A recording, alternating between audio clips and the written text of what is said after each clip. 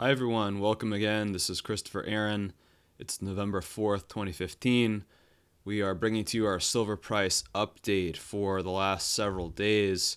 And I'm just doing things a little bit different this time. I'm going to do two different presentations. One's going to be for the price of silver, one's going to be for gold. The two markets are very similar, they're very related, but they have different characteristics.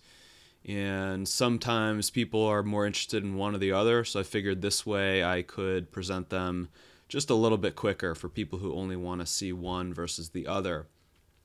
If you do follow both, then there's going to be some analysis that applies for both. So please stick around for the next video. It'll be right following this on the gold market. Let's get into it. Very interesting action in silver here. We are looking here, and I'm just going to move my recording there. We're looking here at the action for the last 3 days. We always start with this chart. And you can see the weakness that's been coming into the market, closing here just above the $15 level. Now, just want to put this in comparison with some other markets. It's important to pay attention to other markets too. So here we have the past 3 days showing in black. This is the overall stock market, the S&P 500. In blue, we are looking at the price of silver, and in red, we are looking at the price of gold. And I mean, this is a really clear chart just to give you an idea of what's happening in the broad markets. You obviously have, a lot of money coming into the stock market right now. The S&P 500, which represents the broad stock market in the United States, is almost back up to its all-time high, which was set in July and August of this year. And so as a result, it's almost like you just have the precious metals selling off. It's just people saying, well, the stock market's going higher, we have no need for gold and silver. And so that's what you're seeing right here. It's a very clear divergence. Now, we want to put that in more of a perspective, though, because for people who have been in the silver market for a little while or who are just becoming interested in starting to accumulate some silver, these are the kinds of charts that you need to be a contrarian for. So you need to look at this and say, okay, one of these markets has been going up for the last 5 years, 6 years, and that's the stock market. And here we have these two markets, gold and silver, that have been falling for the last several years.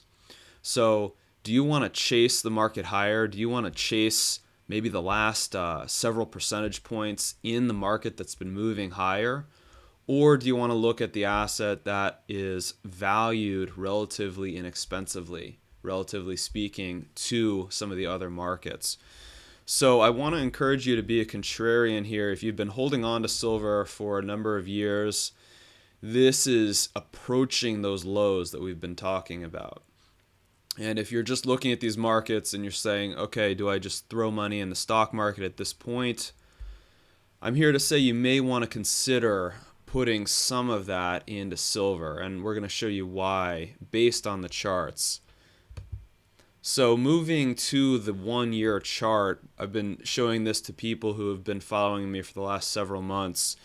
And we had this breakout that looked like it was going to break above this primary downtrend line that we show always in blue, our royal blue, showing the primary trend that we're in right now, which is still down for silver. And we had this false breakout here. It attempted to break above that level, and we have subsequently come back down pretty strongly. Now, a few days ago when I brought this to your attention, I said when we have a false breakout, it's usually a fairly quick move that follows in the other direction. So you can see that here. We've come almost down to the target that I gave just a few days ago already, which was 1475 to 1525. So what we're looking at here is wanting to see when silver approaches this area where it's in right now, shown by this green circle here, this target circle. Do we hold with this short-term trend line? There's this teal colored trend line here, and I always use these same colors.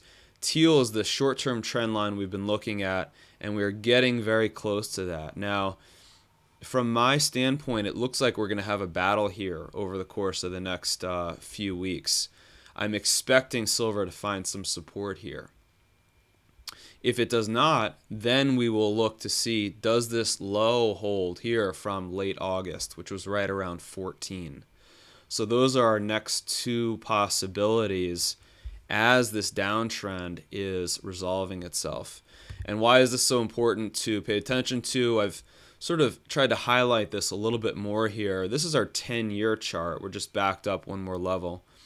And here's that primary downtrend that we're in. And you can see we've been bouncing down, up, down, up, down, up, and now coming back down again within this channel. And I believe that this channel represents a bottoming process.